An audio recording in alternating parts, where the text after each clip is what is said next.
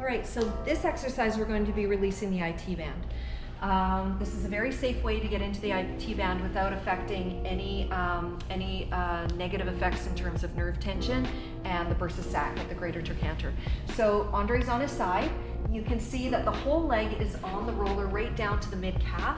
He's going to brace himself with the top leg or his left leg, treating his right.